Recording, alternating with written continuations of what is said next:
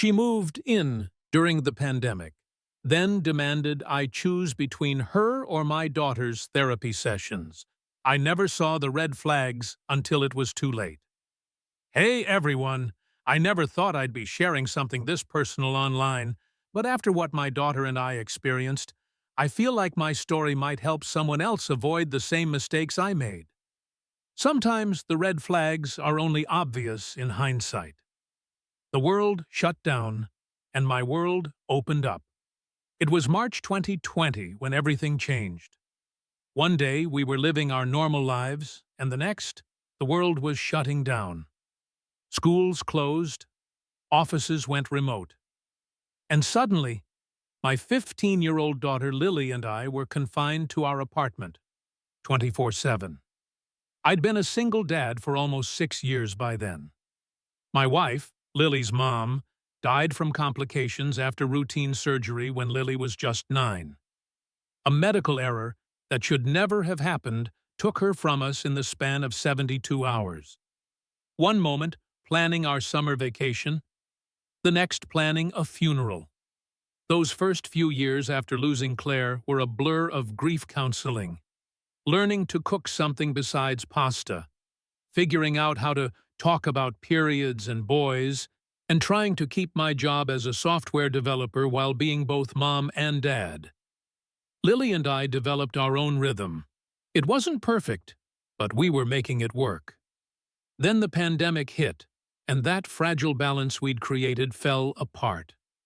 Lily had always been a social butterfly. Student council, drama club, weekend sleepovers with friends. But lockdown meant all of that disappeared overnight. 2 weeks into isolation, I found her crying in her room at 3 a.m., scrolling through old photos of her friends, her mom, her normal life, as she called it. I did what any desperate parent would do. I found her a therapist who offered online sessions. Dr. Melissa was a godsend. Twice a week, Lily would shut her bedroom door and talk for an hour, and afterward, she seemed lighter somehow. The therapy wasn't cheap, $150 per session that insurance only partially covered, but seeing my daughter smile again was worth every penny. As for me, I was drowning. Working remotely while trying to manage a teenager's mental health crisis, cooking, cleaning, and battling my own pandemic anxiety was overwhelming. My friends suggested I try dating apps just to have adult conversation that wasn't about project deadlines or grocery delivery slots. I don't have time to date, I told them. And who dates during a pandemic anyway? Turns out, a lot of people do, including Alexandra. When Alexandra entered our lives, we matched on a dating app in May 2020. Her profile photo showed a woman with striking green eyes and a wry smile, standing on a hiking trail. Quarantined and bored, her bio read, software engineer, amateur chef, looking for intelligent conversation, and maybe more when the world opens up again. Our first video date lasted 4 hours. She was brilliant, funny, and seemed genuinely interested in my rambling stories about raising a teenage daughter. Unlike other women I'd briefly dated since Claire died, Alexandra didn't get that uncomfortable look when I mentioned being a widower or single dad. "I admire what you've done for Lily," she said. "Not everyone would put their child's needs first like that." After 3 weeks of virtual dates, we decided to meet in person. We both got tested, then had a socially distanced picnic in the park. Lily was supportive of the idea. She'd even helped me pick out which shirt to wear. "You need a friend too, Dad," she said. "Just don't be awkward." That first real-life date confirmed what I already suspected. There was definite chemistry between Alexandra and me. She was even more captivating in person, with an energy that made everything seem brighter somehow. When she laughed, I felt something I hadn't experienced in years: possibility. By July, we were in a relationship. Alexandra would come over a few nights a week, always testing first and being careful about exposure since she lived alone and worked remotely. She brought homemade meals, helped Lily with her trigonometry homework, something I was useless at, and brought a sense of normalcy to our lockdown life. Lily seemed to like her well enough. They weren't best friends, but they could discuss books and shows together, and Alexandra never tried to force a mother-daughter dynamic. She was respectful of Claire's memory and the bond Lily and I shared. When schools announced they wouldn't reopen in fall 2020, Alexandra made a suggestion that seemed practical at the time. "My lease is up in September," she said one night after Lily had gone to bed. "I'm paying ridiculous rent for a place I only sleep in, since I'm here most of the time anyway. What if I moved in? It would save money, and I could help more with Lily's remote schooling while you focus on work." It made perfect sense. My two-bedroom apartment had never felt so small as during lockdown, but we could convert the small home office into a bedroom for Alexandra and use the living room as a shared workspace. The financial benefits were obvious. My rent wasn't cheap, and splitting it 3 ways would take pressure off my stretched budget. I discussed it with Lily first, of course. "How would you feel if Alexandra moved in with us, just temporarily, while schools are closed?" Lily shrugged. "Sure, whatever. It's not like I can see my friends anyway, and she makes better food than you do." Looking back, I should have pushed harder, asked more questions, spent more time making sure Lily was truly comfortable with the idea. But I was exhausted, lonely, and Alexandra's presence felt like a lifeline in the chaos of pandemic life. She moved in on October 1st, 2020. That's when everything began to change. The subtle shift. The first changes were so gradual I barely noticed them. Alexandra reorganized the kitchen cabinets to be more efficient. She suggested a new schedule for everyone's Zoom meetings to minimize bandwidth issues. She started grocery shopping online because she had specific dietary preferences. None of these things seemed unreasonable. In fact, they made our lives run more smoothly. I was grateful for her organizational skills and willingness to take on household tasks I'd been struggling with. Then came the comments about Lily's therapy sessions. "Does she really need to talk to Dr. Melissa twice a week?" Alexandra asked casually one evening. "Those sessions are pretty expensive, and she seems to be doing better." "The consistency is important," I explained. "Dr. Melissa is helping her process not just the pandemic isolation, but her ongoing grief about her mom." Alexandra nodded sympathetically. "Of course, I understand. I just wonder if once a week might be enough at this point. That money could go toward her college fund instead." It sounded practical, even caring. Alexandra was thinking about Lily's future, right? But something about the conversation left me uneasy. A week later, I noticed Lily was quieter than usual after her therapy session. "Everything okay with Dr. Melissa?" I asked. Lily hesitated. "Alexandra was in the kitchen during my session today. I don't think she meant to, but she could hear some of what I was saying. It made me uncomfortable." I assured Lily I'd talk to Alexandra about giving her more privacy during therapy. When I brought it up, Alexandra was immediately apologetic. "I feel terrible," she said. "I was just trying to prepare lunch and didn't realize how sound carries. What if we adjust the schedule? Lily could do her sessions when I'm out for a run." Again, a reasonable solution. But somehow, Alexandra's runs never quite aligned with Lily's rescheduled therapy times.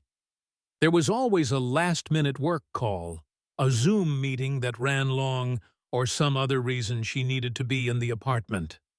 By December, Lily was skipping sessions. "It's fine, Dad," she insisted when I asked why. "I just don't feel like talking today." But her old symptoms were returning: insomnia, irritability, withdrawing to her room for hours. I scheduled a parent consultation with Dr. Melissa, who expressed concern about Lily's regression. "Has anything changed at home?" she asked. I mentioned Alexandra moving in, but downplayed any issues. "They get along fine," I said. "Alexandra has been really helpful with remote schooling." "Sometimes teens have complicated feelings about parents' new partners," Dr. Melissa said carefully, "especially when that person moves into their space during an already stressful time like a pandemic. Lily might benefit from having these therapy sessions outside the home once it's safe to do so." I took her advice seriously and suggested to Alexandra that once vaccines became available, Lily and I could go to in-person therapy sessions together, make it a weekly outing followed by takeout from Lily's favorite restaurant. That's when the mask truly slipped. The ultimatum. "I don't understand why you're so obsessed with Lily's therapy," Alexandra said, her voice rising. "She's not a fragile flower, David. You're creating dependency by focusing so much on her feelings all the time." I was stunned. This wasn't the supportive, understanding woman I thought I knew. "Her mother died, Alexandra. She's a teenager living through a global pandemic. Of course she needs support." "It's been 6 years. And you know what message you're sending by dragging her to therapy twice a week? That there's something wrong with her, that she's broken. That's not— And let's be honest about the money," she continued, switching tactics. 4 therapy sessions a month is what, $600? That's $200 a year that could be going toward our future together. Our future? When had this become about our future rather than Lily's well-being? "The pandemic won't last forever," Alexandra said, softening her tone. "Once things open up again, we could travel, maybe look for a bigger place. But not if we're hemorrhaging money on unnecessary therapy." I tried to explain that Lily's mental health wasn't optional, that Dr. Melissa had been crucial in helping her process her grief. But Alexandra wouldn't let it go. The argument escalated over several days, with tension building in our small apartment until it finally culminated in an ultimatum. "I can't live like this anymore," Alexandra said one night after Lily had gone to bed. "Either the therapy sessions go down to once a month, or I go. Your choice." I was shocked. "You're asking me to choose between you and my daughter's mental health?" "I'm asking you to choose our financial future over coddling a teenager who needs to learn resilience instead of running to a therapist every time she feels sad." What I didn't realize was that Lily wasn't asleep. She was standing in the hallway, hearing every word. What Lily heard. The sound of a door slamming broke our standoff. Lily had grabbed her coat and run out of the apartment. It was 11 p.m. in January, during a pandemic. I ran after her, of course, found her huddled on a bench in the small park across from our building, shivering in the cold. "I'm sorry you heard that," I said, sitting beside her but not touching her, giving her space. "She hates me," Lily said flatly. "She's always hated me." "That's not true. She's just concerned about money." "No, Dad. Listen to me." Lily turned to face me, her expression more adult than I'd ever seen it. "She goes through my things when I'm not home. She deleted Dr. Melissa's contact from my phone. She told me that my therapy sessions were making you depressed because they reminded you of Mom's death." I felt like I'd been punched. She said, "What?" "There's more," Lily continued. "When you're working, she makes comments about how I'm a burden to you, how you could have a better life if you weren't always worried about me. She said you turned down a promotion last year because it would have meant traveling, and you couldn't leave me alone." That part was true. I had declined a senior position that required 30% travel. But I'd never regretted that choice or resented Lily for it.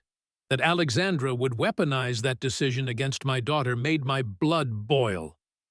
"Why didn't you tell me?" I asked. Lily wiped away tears. "Because you seemed happy for the first time in forever. And she's always super nice when you're around."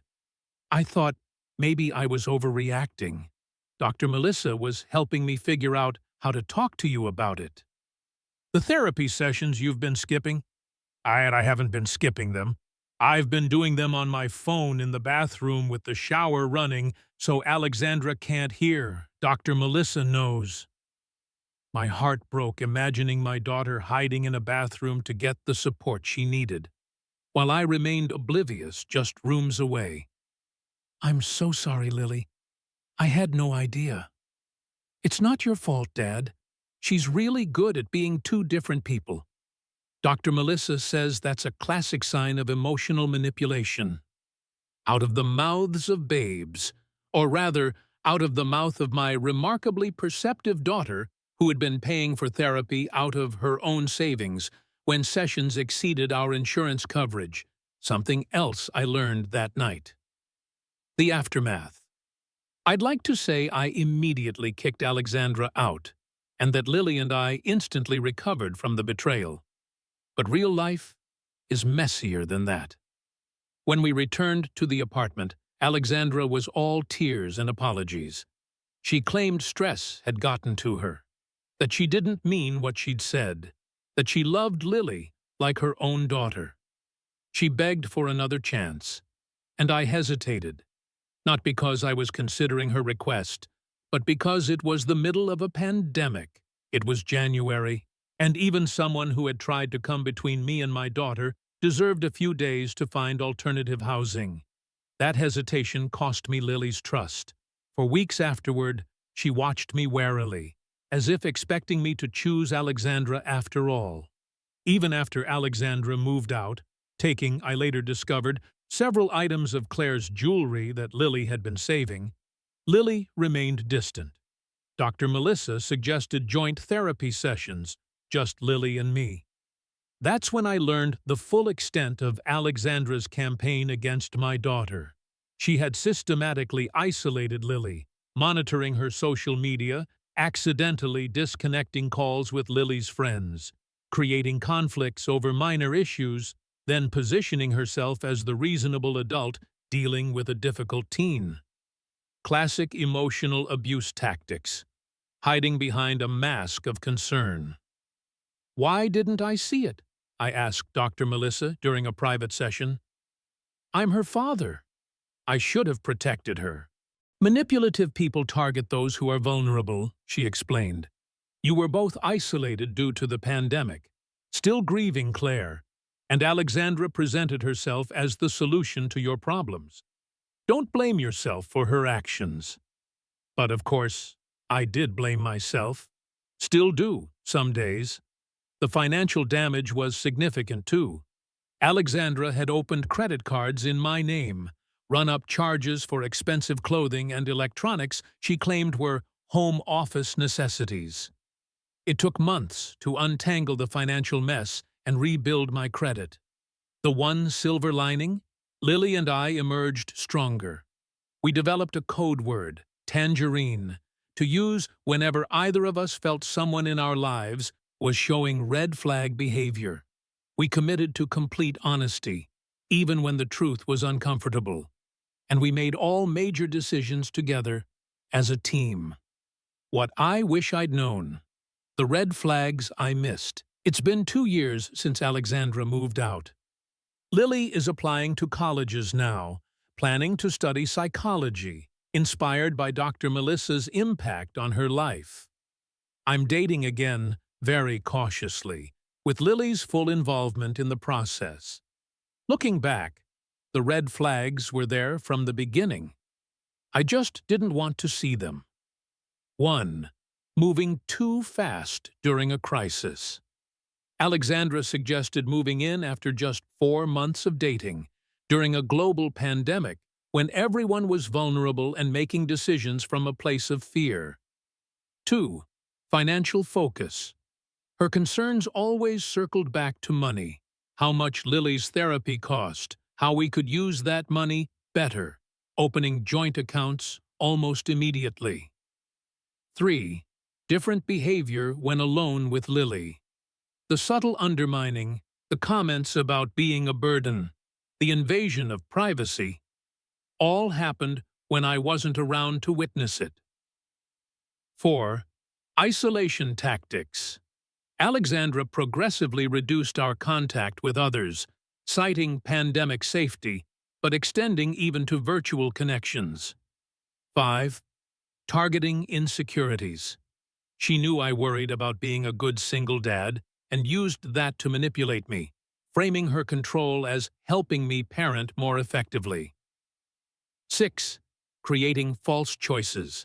The ultimatum between her and Lily's therapy was designed to make me feel I had to choose, when in reality, a loving partner would never ask such a thing.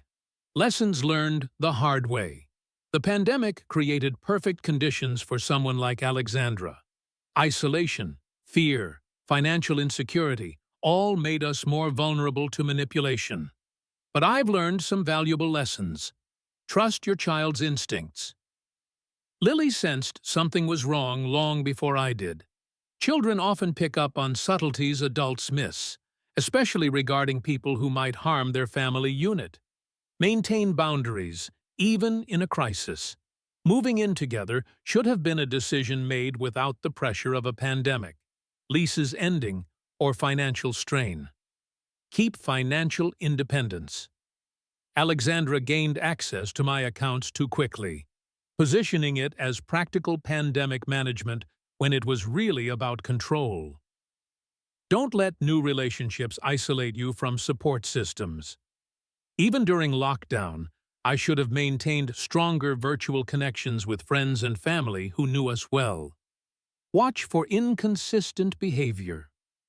Alexandra was a different person depending on who was in the room, charming and supportive with me, undermining and critical with Lily when I wasn't around. Most importantly, prioritize your child's mental health above all else. Lily's therapy wasn't a luxury or an unnecessary expense. It was essential health care during multiple traumas, losing her mother, navigating adolescence, enduring a global pandemic. Moving forward. Time has been a healer for both Lily and me. The pandemic eventually eased, allowing us to rebuild our social connections and create new routines. Lily continued therapy, now from a position of strength rather than crisis. I sought help too, learning to recognize my own vulnerability to manipulation and establishing healthier boundaries. 2 months ago, Lily received her first college acceptance letter, full scholarship to her top-choice school. As we celebrated that night, she told me something I'll never forget. You know why I want to study psychology, right? Because I saw what happened when we didn't have help, and what happened when we did. Dr. Melissa saved us, but you saved us too, Dad, when you finally chose me.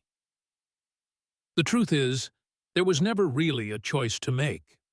Lily has been, and will always be, my priority. I just got lost for a while in the fog of pandemic isolation and a manipulator's web. If you're watching this and something in my story resonates with you, please take it as the warning I wish I'd had. Red flags look an awful lot like normal challenges when you're wearing rose-colored glasses. Take them off. See clearly. Trust your instincts and your children's. The pandemic taught us all how precious and fragile human connection can be. Just make sure the connections you're nurturing are the healthy ones, the ones that build you up, rather than isolate you from what matters most. Lily and I are proof that you can recover from betrayal, that trusting the wrong person doesn't doom you to a lifetime of mistrust. But we're also living reminders that when someone shows you who they are, especially when they show your child who they are, believe them the first time. Stay safe out there, not just from viruses, but from those who would use a crisis to work their way into your life and tear it apart from the inside. The pandemic may be fading into history, but the lessons it taught us about vulnerability, resilience, and the importance of protecting what matters most, those lessons need to stay with us forever. Thank you for listening to our story.